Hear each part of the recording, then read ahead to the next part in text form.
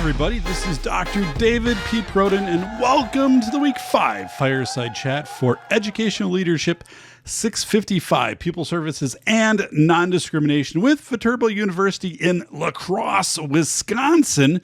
This week begins Monday, February 17th, and concludes on Sunday, February 23rd, 2025. A recap: your SWOT assignment has been graded and returned. You will find it in the same place where you uploaded it, but in the feedback file section. All grades have been entered for weeks 1 through 3. Terrific discussions about the TORUS in School of Errors. There are two interpretations. One is authentic experiences for all students. Convenience over experience. Speed over serendipity. The second, recognizing when you are at the edge of your familiar zone. Reconnaissance to discover, compare, contrast, and align. The right to academic rigor. The right to be challenged. The right to try something new. Your learning team assignment is due Sunday, February 23rd. Be comprehensive, but also create something that is realistic and would be user-friendly in your district. Stick to the 8-page range and do not attach Board of Education policies. However, if you have a Bruce at a glance document for staff with an image of the EpiPen and visual signs of anaphylaxis, then yes, include that. Finally, limit the use of color. My printer thanks you. If you have a novel approach to this assignment, don't hesitate to share with me. Most groups have assembled papers and they attach a health plan or an anaphylaxis reaction plan, but you could create a PowerPoint that you would share with your staff at a staff meeting. Again, do what you might actually do in your district. Maybe your school hasn't encountered a student with a severe food allergy prior to Bruce.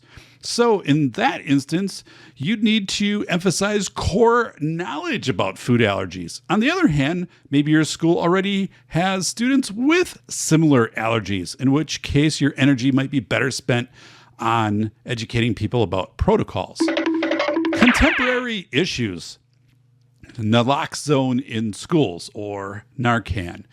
Wisconsin has enacted legislation related to the availability and administration of opioid antagonists such as naloxone in schools. In 2017, Wisconsin Act 29 authorized for administration.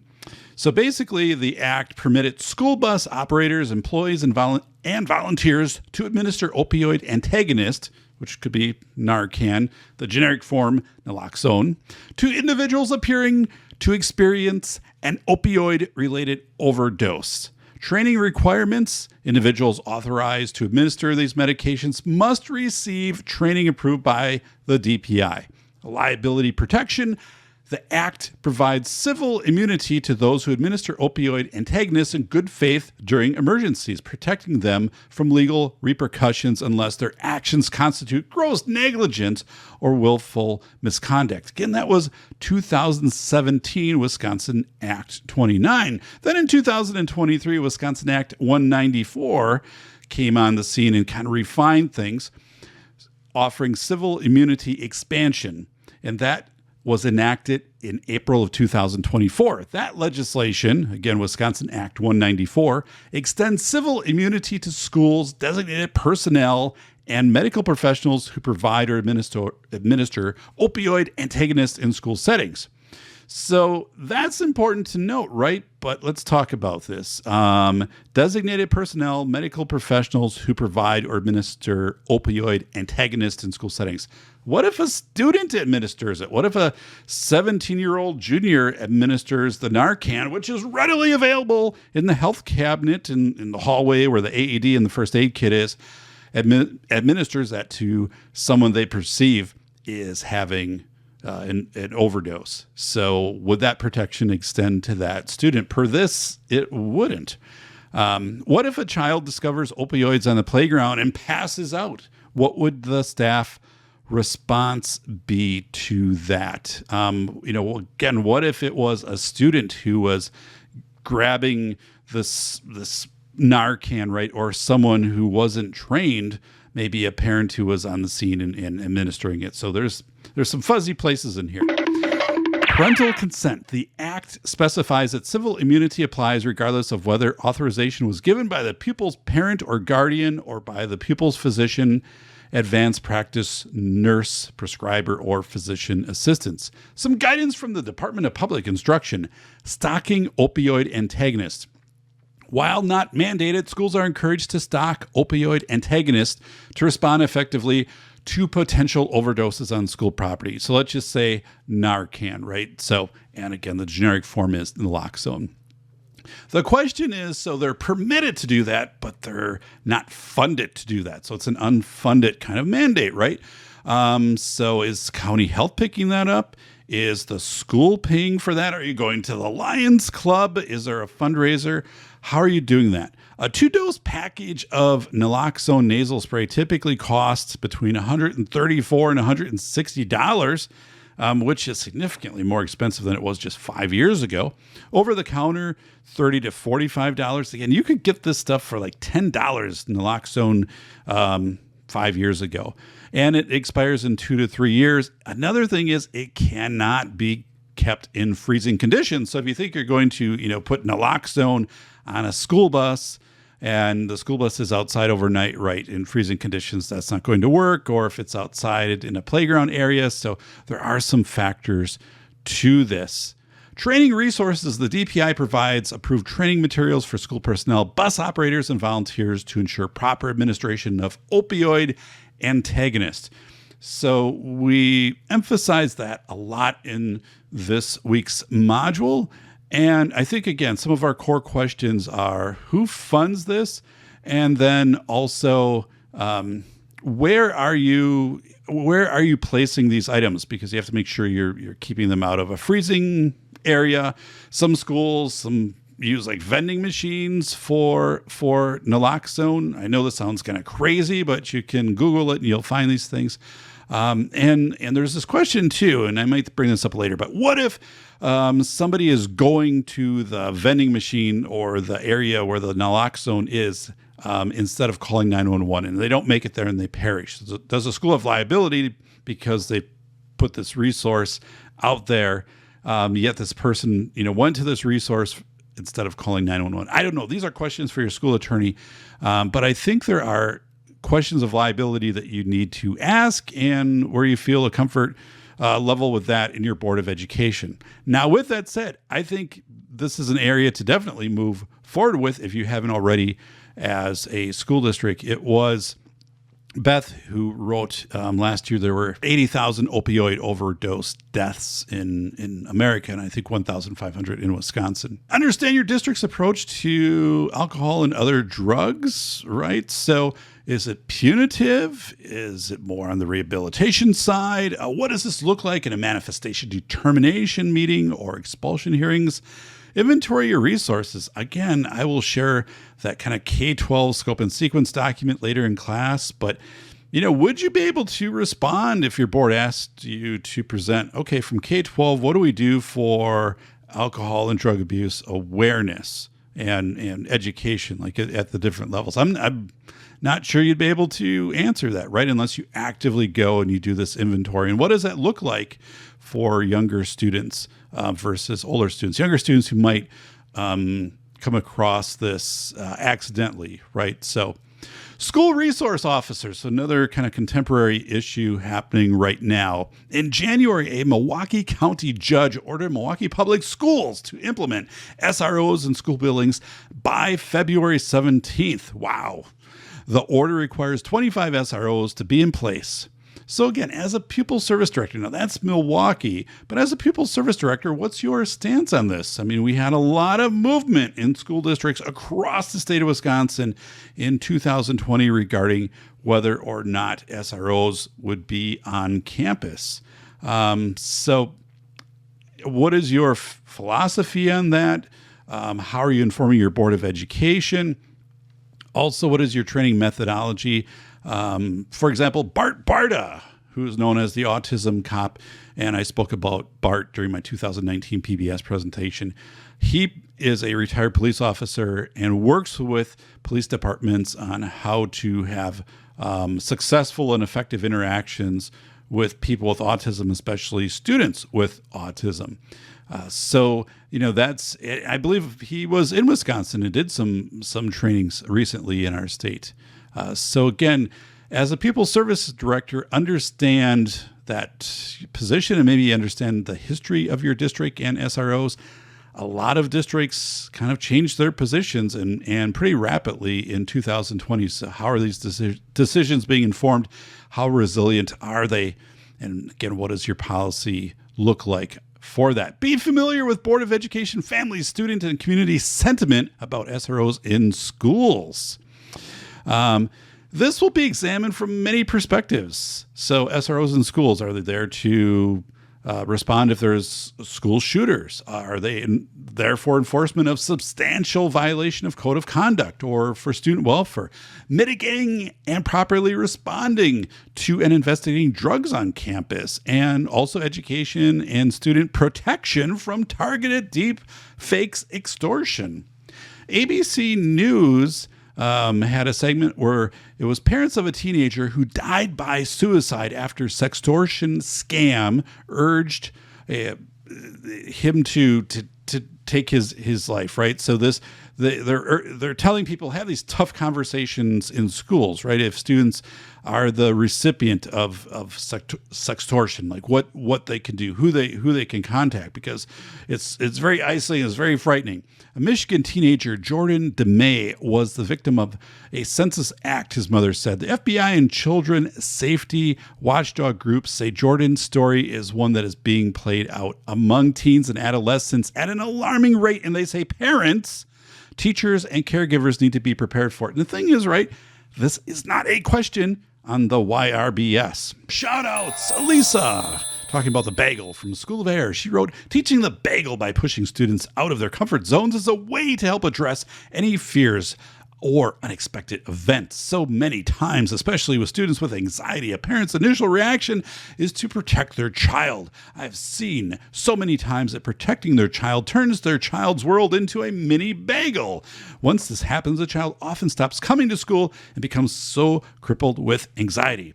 My response to that, Elisa, thanks again for posting here about the Bagel. You've highlighted an important link between exploring your environment and anxiety, because if we don't know what's out there, the typical response is we fear it, we don't embrace it. In School of Airs, I wrote about parents in Ohio canceling an 8th grade trip to Washington, D.C. It was all planned. It was something the district had done previously, but this time the parents stepped forward and they felt it was too dangerous to have the children go to Washington, D.C. Now, this was also before the year 2020.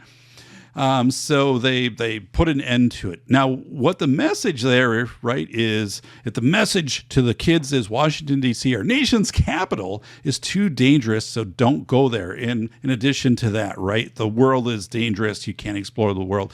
So just a really harsh message sent to kids. And so this reminds me of an IEP that I attended back in 1998, and the principal was the LEA.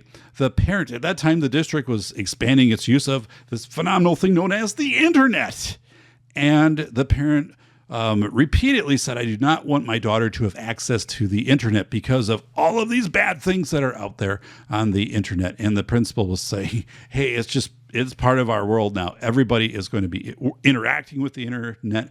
We are not going to be able to, or we don't have intentions to shield students from the internet, right? So it kind of becomes this confirmation bias when things are new also. Like if a parent expects, back in 1998 that the internet is going to be this horrible place, then they're going to research articles which will confirm that, right? The bad things about the internet. And put it into Yahoo, I guess, and hit return and see what comes up. Becky, writing also about the Bagel, saying this concept reminds me of school to work programs at a neighboring school where students were introduced to real life experiences through class. Students with special needs were bused daily to the local Goodwill store, given uniforms and assigned tasks. My response, Becky, I think school to work programs are a great example of teaching beyond the Bagel, and it's not just about jobs.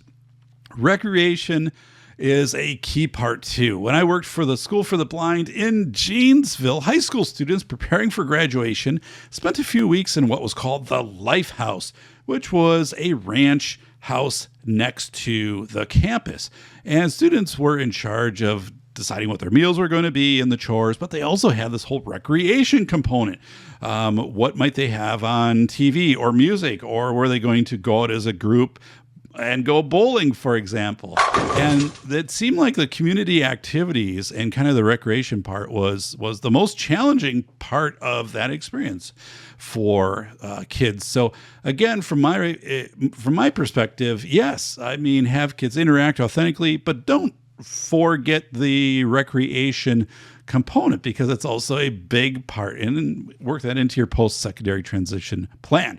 Joe talking about alcohol, tobacco, and other drug abuse. First off, this is from Joe. If asked to give a presentation about opioids, I would be doing very little of the presenting.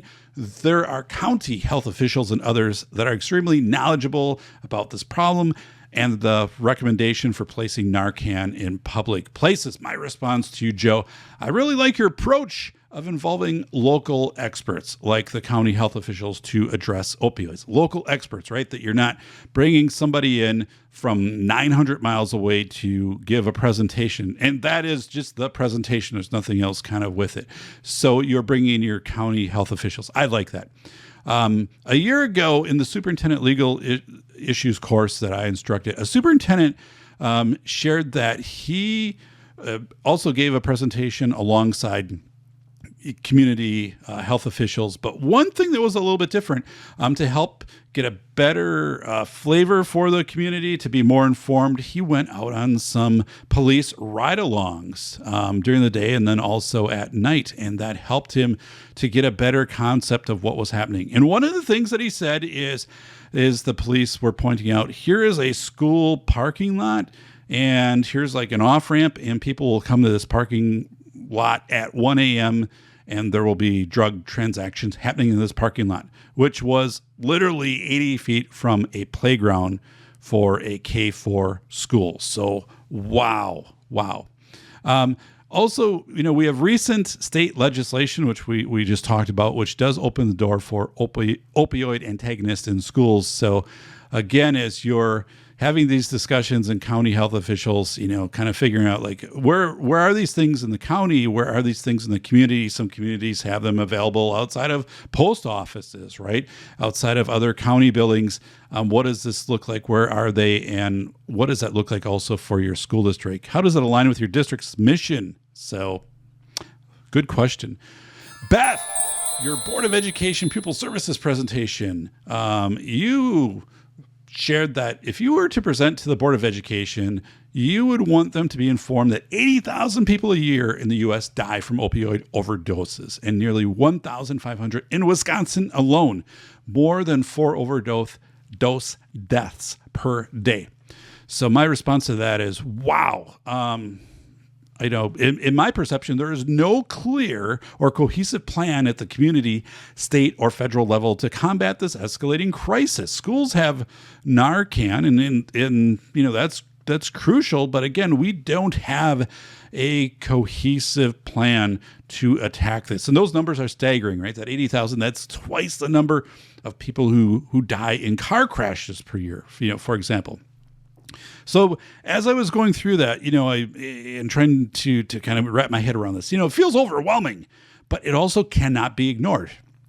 And change sometimes comes from very unlikely sources. One of the things I've been doing in the last few weeks is I had a meeting with Trish Kilpin, who is the head of the Wisconsin Department of Justice Office of School Safety, talking about Speak Up, Speak Out, learning some more about that. I have some very specific questions, and I have a meeting scheduled with my assembly representative, Representative DeSanto, to further that conversation. So go out and be an agent for change, right? It's really a responsibility you have when you take this role, working with a professional license. So, it reminds me too of last year, Viterbo brought in Aaron Brockovich to present, and at the auditorium there. I mean, it just wasn't for education, but brought her in to present.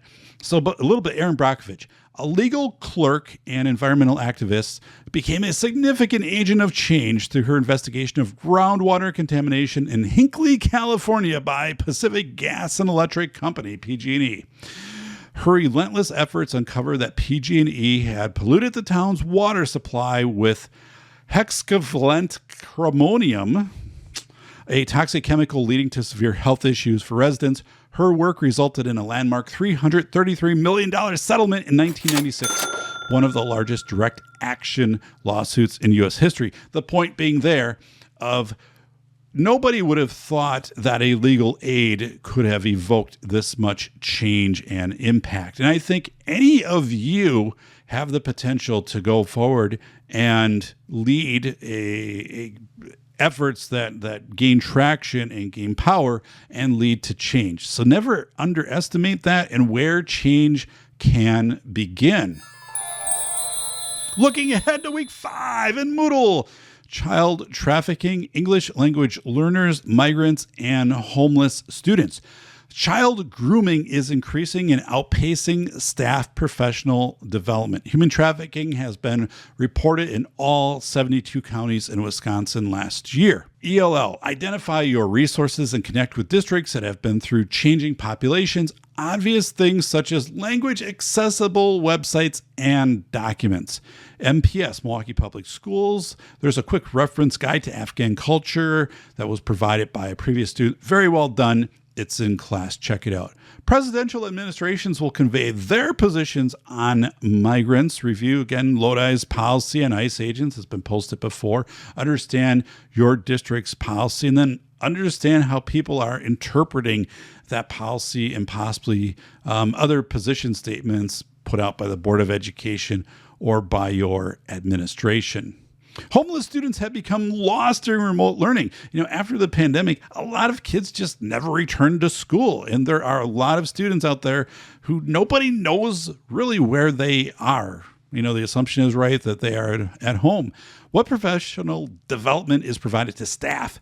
And, CESA is a very solid resource for you for ensuring your district is meeting its obligations under the 1987 McKinney-Vento Homeless Assistance Act. Transportation is sometimes confusing, and this is also a cost that's difficult to budget for, so work with your business manager. But the reality is transportation is just one of those just do it issues when it comes to homeless students. The Prioritization Matrix, which I have in this week's module, it's just another one of those quick tools, kind of like the SWOT, to help take something that might be subjective and to make it objective. The annotated teaching annotation. It sounds like there's one too many annotated in there. So when conducting your 5-year Pupil Services Nondiscrimination report as required by the DPI, you have much allowance in how to craft that report. Balance it with numbers and interviews. So again, the numbers are quantitative. The interviews are qualitative. The Alexandria, Virginia Student Services Program template offers fresh ideas on how to craft a report. It's similar in some ways to the DPI reports. Again, we have that in this week's module. The YRBS is numbers. Now couple it with transcribed, coded student interviews. All right, coded student interviews. So if you're interviewing a group of 4 to 6 students and a certain word, a certain term is coming up, like 10 times, that is going to be something you want to follow up on, right? Okay, they said deep fakes, right? They said this. Also, esports and trap shooting teams have skyrocketed in Wisconsin over the past 3 years. And those are sports that are very inclusive. From an interview I conducted with the head of Wisconsin Esports, Mike Daly, one of Wisconsin's top esports players is a paraplegic who uses a mouth-operated game controller. Esports also eliminates much travel and has a low or no barrier sports fee. And you can cross-reference that to school connectedness, right? If students are involved in an extracurricular activity, truancy decreases, academic participation increases, discipline decreases. So, wow. Again, esports and trap shooting. If you haven't thought about these, if they're not in your district, look into them. I do have some resources posted this week. Preserve flexibility in the schedule of the school social worker. Your school social worker should not be tending to bus duty. They need to be very nimble in order to respond to real-time events that are happening. So I've seen that happen where people, get very rigid in how they schedule their social worker because they believe that person or that position needs to be very equally distributed across certain buildings and things. And then the reality is it's kind of like a firefighter, right? So the call comes in and the person has to be ready to go to where, they're needed at that moment. Special education has been the service basin for students who might more appropriately be served by ELL programs. We don't see that as much anymore, but I'll tell you, 25 years ago, that was a common practice. So again, if your district hasn't had a lot of English language learners and now is increasing the population, work with your CESA and also make sure that kind of the default placement doesn't become special education because we don't have an ELL teacher. The syllabus. Visit CESA 6 ELL webpage and check out Wisconsin Public Television. They have the kindness curriculum. It can be downloaded at no cost and has SEL standards. And the link is in the syllabus. So in addition to this, I did make a post about the YRBS and the 6 areas that the YRBS addresses. It is operated through the Wisconsin Department of Public Instruction. And I wanted, again, to underscore the YRBS is not a mental health screener. It is not a mental health assessment. And the YRBS does not focus on some very contemporary matters that we have, which are it's human trafficking, child trafficking, and also deepfakes and sextortion. Those are not addressed in the YRBS. So I did give some contact information in my post again to inform the DPI. I just want you to be aware of clearly what the YRBS is designed to do, which is to give forensic trend patterns. It is not meant to be a screener. I know that some grants, want to bring that in and use it as a quasi screener, and the community health needs assessment kind of portrays that as a screener or kind of like an assessment. It just doesn't, it is not designed that way. It doesn't have the constructs. It doesn't have the statistical reliability. So just understand when you're talking about the YRBS and the impact of the YRBS that you're kind of not overextending what the YRBS really is and how you're describing it and how you're using it. So again, I actually proposed the YRBS has 6 areas. One is nutrition and one is fitness. I think both of those should be combined. And then there should be a new area, and it should be about social media, deepfakes, and sextortion. I see those as rapidly increasing areas that need to be addressed in schools. So, all right, everybody, you have been doing a fantastic job in class. I appreciate it so much. Again, if you have any questions on your learning team assignment, let me know. I look forward to those.